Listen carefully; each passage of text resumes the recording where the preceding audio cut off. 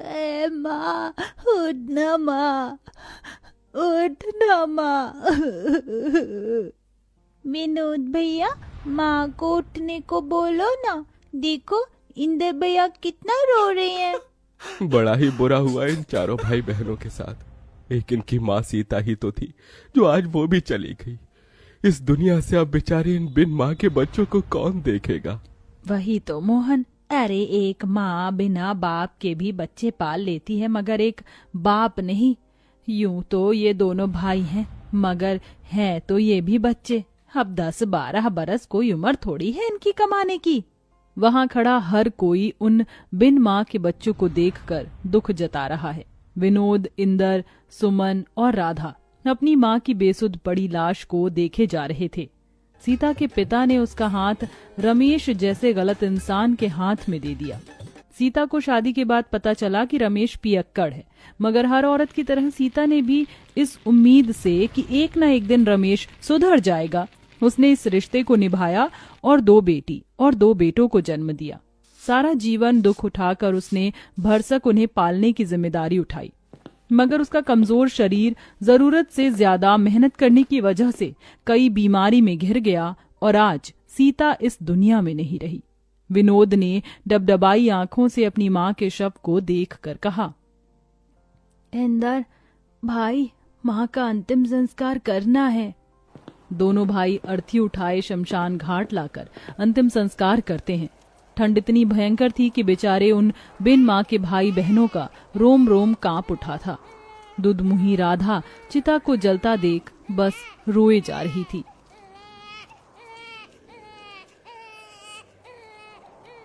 खुद जलते जलते भी वो माँ अपने औलाद के उघार शरीर को गर्माहट से भर जाती है। बेचारे उन चारों भाई बहनों को भूखे प्यासे 2 दिन हो जाते हैं।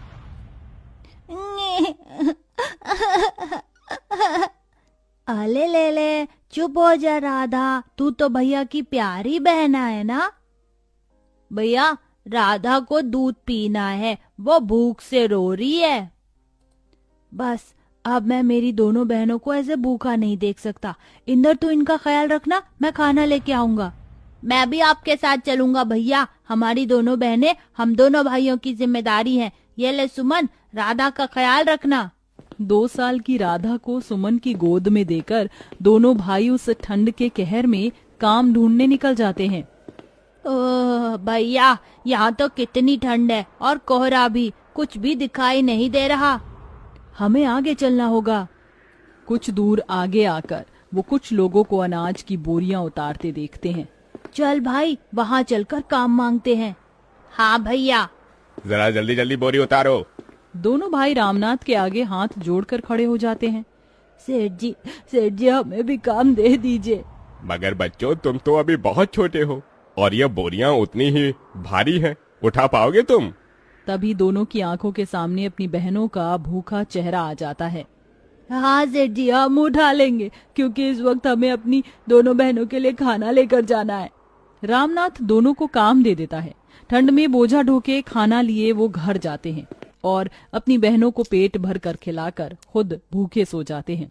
ऐसे ही 15 साल बीत जाते हैं। विनोद, इंदर, ये लो तुम्हारी आज की दिहाड़ी। कितने हैं सेठ जी? दोनों के मिलाकर पूरे 2000 हैं। बहुत बहुत शुक्रिया सेठ जी। विनोद, कितनी बार कहा है मुझे सेठ जी मत कहा कर, काका कहा कर। कितने छोटे से आए थे तुम यहाँ, 15 साल बीत गए। तुम दोनों भाइयों की वजह से मेरा कल का छोटा सा गोदाम राशन मिल बन गया है। खैर, पिछले 2 दिन से तुम घर नहीं गए। जाओ, तुम्हारी दोनों बहनें चिंता कर रही होंगी। चलो भैया, घर चलते हैं। तभी उन्हें जाता देखकर रामनाथ ने कहा, इन दोनों भाइयों को देखकर लगता ही नहीं है कि ये बिन माँ के बच्चे हैं। खुद पर दुख उठाकर अपनी दोनों बहनों को पढ़ाया लिखाया। ईश्वर ऐसा भाई और ऐसी औलाद हर माँ को दे। राधा, सुमन, कहाँ हो हमारी प्यारी बहनों? विनोद भैया, इंदर भैया, कहाँ थे आप? आप दोनों को देखो तो मुंह कैसे मुरझाया हुआ सा है। अरे वो सब छोड़ो और ये देखो, हम तुम दोनों के लिए क्या लाए हैं। क्या लाए हैं भैया? अरे ये तुम दोनों के लिए 2 जोड़ी सूट और ये स्वेटर। भैया इसकी क्या जरूरत थी, कितनी ठंड पड़ रही है और आप हर दिन ऐसे ठिठुरते हुए जाते हैं काम पर। हर बार हम दोनों बहनों के बारे में सोचते हैं, अपने तन पर एक जोड़ी स्वेटर भी नहीं खरीदते। आप नहीं जानते भैया, आप दोनों जब कांपते हुए काम पर जाते हैं ना तो हमें बहुत दुख होता है। कहते कहते सुमन रो देती है। अरे पगली, रोती क्यों है? तुझे पता है तुम दोनों हमारे जिगर का टुकड़ा हो। हम तुम्हारी आंखों में आंसू नहीं देख सकते, इसलिए तुम्हारे गरीब भाई खुद ही दुख उठाते हैं। तभी डबडबाई आंखों से राधा कहती है, भैया फिर कभी खुद को गरीब न कहना। सच कहती हूँ, ये हमारी तकदीर है जो आप दोनों हमारे वीर हैं। आप दोनों की परछाई में हमने हमेशा माँ को देखा है। आज भी याद है हमें, मुझे और सुमन दीदी को पेट भर खिलाने के लिए आप दोनों कैसे भूखे रह जाते थे, हमें पढ़ाया लिखाया। भैया अब आप दोनों शादी कर लीजिए। नहीं सुमन, जब तक तुम दोनों का घर नहीं बस जाता तब तक हम भाई शादी नहीं करेंगे। तभी दारू के नशे में धुत रमेश घर में घुसा। विनोद, चल मुझे पैसे दे, मुझे दारू पीना है। शर्म नहीं आती आपको?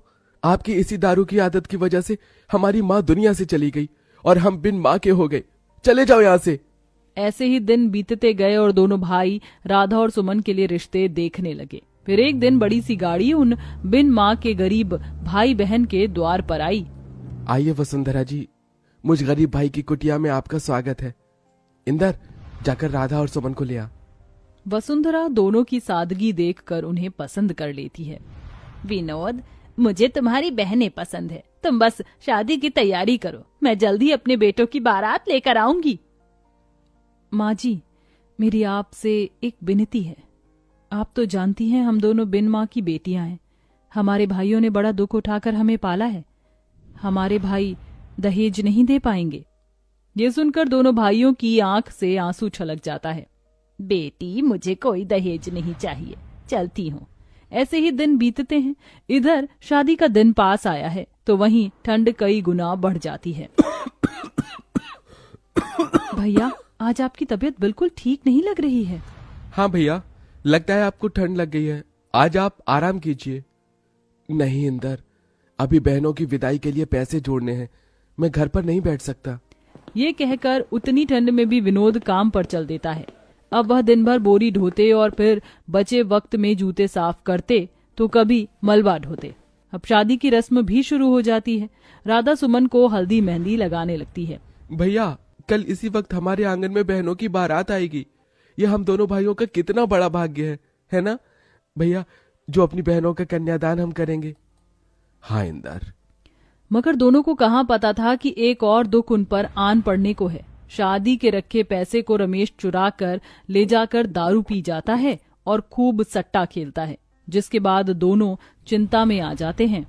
भैया, पैसे तो है ही नहीं। हे भगवान, कितनी मुश्किल से कर्ज उठाया था शादी के लिए, अब ऐन मौके पर कौन देगा ऐसे पैसे। अरे यार, आज राधा और सुमन की बारात है, हमारी बहनों की इज्जत चली जाएगी, कैसे करेंगे हम उनकी विदाई। माँ, तेरे दोनों बेटे हार गए माँ। दरवाजे पर खड़ा रामनाथ ये सुन लेता है और फौरन पैसे मंगवा कर उन्हें दे देता है। विनोद, इंदर, ये लो और इसे अपनी बहनों का कन्यादान करो। बहुत बहुत शुक्रिया काका, आज आपने हमारी बहनों की विदाई रुकने से बचा लिया।